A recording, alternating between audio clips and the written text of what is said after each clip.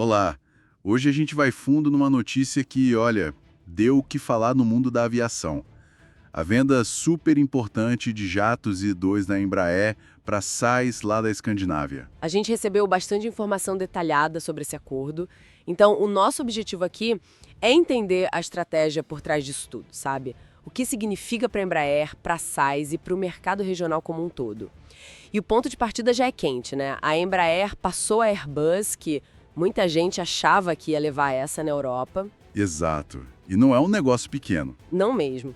São 45 pedidos firmes do E195-E2, mais 10 opções. É um investimento aí de uns 4 bilhões de dólares, isso sem contar as opções. É o maior pedido direto que a SAIS faz a um fabricante desde 96. Impressionante, né? Ok, vamos analisar isso. Então, só para recapitular os números, 45 E195-E2 confirmados, podendo chegar a 55. O plano deles é modernizar a frota regional. Que hoje opera com os E195 da primeira geração, né? Os E1. São 22 deles na SAS Link. Isso. E o curioso é que, até agora, esses E-Jets eram os únicos aviões não Airbus lá no grupo SAS. O que é fascinante aqui é justamente essa vitória em cima da Airbus, porque o A220, vamos ser sinceros, é um avião excelente, um concorrente direto muito forte. Com certeza. E a gente tem que lembrar que a Lotte Polish Airlines, que era cliente histórica da Embraer, tinha acabado de escolher o A220. Então essa negociação com a SAS era tipo crucial para a Embraer se reafirmar ali. Ganhar essa disputa na Europa, onde a Airbus joga em casa, tem um peso estratégico, olha, imenso. Mostra que o produto brasileiro não só compete, como ganha em pontos-chave. É, sem dúvida uma conquista e tanto. Agora, olhando pelo lado da SAS, o CEO deles, o Anko van der Werf, falou que foi um momento definidor. Sinalizando confiança no futuro, né? Exatamente. E aqui é onde fica realmente interessante. O que eles querem com isso é renovar a frota para ser mais eficiente, para reduzir a emissão de carbono, que é uma pressão enorme na Europa hoje. Sim, total. E também para conseguir crescer a partir do hub deles em Copenhague, tanto dentro da Escandinávia quanto para fora. Eles buscam mais flexibilidade na malha e, claro, um custo por viagem menor. Pois é, e aí se a gente conecta isso com o quadro geral, as qualidades do E195-E2 batem certinho com esses objetivos. O próprio CEO da Embraer, o Ard Meier, descreveu o avião como o jato narrow-body mais silencioso disponível. Mais silencioso, isso é importante. E uma mudança de paradigma. E os números confirmam, né? Ele gasta 29% menos combustível e o ruído é 62% menor comparado com jatos regionais da geração anterior. Nossa, 62% menos ruído é muita coisa. Muita coisa. Parte disso vem dos motores Pratt & Whitney, os PW1990 GTF, que são super eficientes. Essa questão do ruído e do consumo, hoje em dia, pesa demais na decisão, né? Principalmente na Europa, com tanta restrição em aeroporto, meio ambiente, sem dúvida alguma. E tem outro fator importantíssimo, o SAF, o combustível sustentável de aviação. Ah, sim, o SAF. O E2 já foi testado voando com 100% SAF. Hoje ele já opera com misturas de até 50% e a Embraer está buscando a certificação para ele voar com 100% mesmo. Entendi. Para uma empresa como a SAS, que tem um discurso público forte de sustentabilidade, ter um avião que já está preparado para esse futuro com mais SAF, isso é um diferencial competitivo enorme, sabe? Alinha o discurso com a prática na operação. Faz todo sentido. E, bom, olhando para frente, as entregas começam no final de 2027, né? E vão se estender por uns 4 anos. Isso. E teve a Skyworks Holding ajudando a facilitar o pedido, um detalhe dos bastidores aí. Então, resumindo, o que tudo isso significa? Para a Embraer, é mais que só vender avião. É uma validação estratégica forte na Europa, ganhando de um concorrente de peso. Uma vitória comercial e de imagem. Exato. E para a SAS, é um passo fundamental para se modernizar, focar em eficiência, em sustentabilidade, para garantir o futuro dela. Ficou claro que as vantagens técnicas e ambientais do E195-E2 foram decisivas. Pois é, e isso levanta uma questão importante para a gente pensar, né? Essa escolha da SAS, com essa ênfase tão grande na eficiência e na capacidade do E2 de usar SAF, será que isso é um sinal... Um sinal de quê, exatamente? Será que a gente está vendo uma aceleração dessa tendência? Das companhias aéreas europeias colocando esses fatores, Eficiência energética, compatibilidade com o SAF, lá no topo da lista na hora de renovar a frota regional, talvez até mais importantes que outros critérios que eram tradicionais. Interessante. E como isso pode acabar mudando a competição entre os fabricantes nos próximos anos. Fica aí a reflexão sobre o impacto mais a longo prazo dessa decisão da SAS.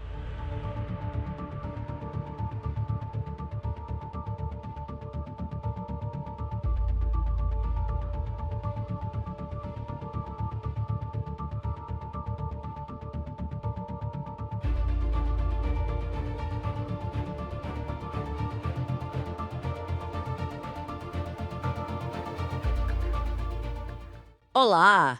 Chegaram uns materiais bem interessantes aqui sobre a Qantas. E um novo avião deles, o Airbus A321XLR. Opa! Assunto quente esse. Pois é, parece que tem bastante coisa acontecendo aí. Vamos dar uma olhada juntos para entender o que esse avião tem de tão especial, né? E o que muda para a Qantas. Com certeza. Uma aquisição importante para eles. Então, olha só. A Qantas recebeu o primeiro A321XLR agora no fim de junho. E eles foram os primeiros na região Ásia-Pacífico a operar esse modelo. Exato. E já chegaram fazendo barulho. Total. Parece que fizeram o voo mais longo desse modelo até hoje, um voo de entrega de Hamburgo para Sydney. Peraí, vamos tentar entender isso melhor. Esse voo é emblemático, o QF 6041. Sim, foi uma demonstração de força, né? Uma prova de fogo para a capacidade do avião. Exatamente. Olha os números.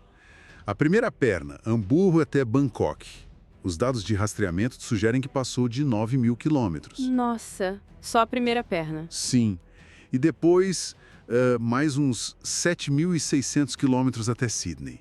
É uma distância absurda para um avião de corredor único. Caramba! Mais de 16.600 quilômetros no total. Isso mostra bem o Extra Long Range do nome, o XLR na prática. Tá, e o que significa esse extra long range no dia a dia, além desse voo de entrega espetacular? Bom, oficialmente, significa um alcance de até 8.700 quilômetros. Para um avião desse porte de corredor único é um salto e tanto. Entendi. Ele usa motores Pratt & Whitney, GTF, que são, assim, fundamentais para isso. A tecnologia deles ajuda muito na economia de combustível e também na redução de ruído. Ah, interessante. E na prática, o que isso permite? Permite conectar cidades distantes sem precisar de um avião wide body, de 2 corredores, que é bem maior e mais caro de operar. Especialmente se a demanda naquela rota não for gigante, sabe? Abre um leque de possibilidades novas. Muita flexibilidade. Faz todo sentido. E para Qantas, especificamente, como isso se encaixa na estratégia deles? Você mencionou que é importante. Isso. E eles encomendaram 28 desses, né? Isso, 28 A321XLRs. E eles vão substituir gradualmente os Boeing 737 mais antigos. Aqueles que eles usam bastante em voos domésticos e regionais. Exatamente esses. Então, não é só modernizar a frota, sabe? É uma mudança estratégica mesmo. Como assim? Com esse alcance extra, a Qantas pode, redesenhar a malha aérea deles. Talvez criar voos diretos entre cidades que hoje precisam de escala. Ah, interessante. Ou até pensar em rotas internacionais regionais que antes eram inviáveis com 737. Muda o jogo para eles. Entendi. Então pode mudar bastante a experiência de voar com eles nessas rotas de médio curso. E por dentro do avião, muda alguma coisa para o passageiro? Muda sim, e para melhor, parece. A cabine é um pouquinho mais larga que a do 737. E olha que legal, os bagageiros de mão lá em cima são 60% maiores. Sério? 60%? Adeus aperto para guardar a mala. Pois é, quem sabe, né? E a configuração vai ser 20 assentos na executiva, naquele esquema 2-2, e 177 na econômica, 3-3. 20 na executiva sugere um foco em mais conforto nessas rotas mais longas que o avião permite, né? Exato. É um sinal disso. E as primeiras 3 unidades vão vir com 180 assentos na econômica, mas depois eles padronizam em 177. Entendi. E vale lembrar que a Jetstar, que é a subsidiária de baixo custo deles, também vai receber uma parte desses aviões. 12 dos 40 que o grupo todo encomendou. Então a estratégia se amplia para as duas marcas. Mais espaço, mais alcance. Parece uma boa combinação. Mas e a parte operacional? É só pegar o avião novo e sair voando? Imagino que não. Não, de jeito nenhum. A Qantas investiu pesado nisso aí. Instalaram um simulador de voo super moderno, um CAE 7000XR, que é específico para a família A320, onde o XLR se encaixa. Ah, claro, treinamento é fundamental. Com certeza. E eles vão treinar mais de 240 pilotos só para essa aeronave nos próximos 3 anos. É um investimento sério para garantir que a integração seja segura e eficiente. Mostra que eles estão levando a sério mesmo. Sem dúvida. E olha, não é só a Qantas que está apostando nesse avião, não. A demanda global é altíssima.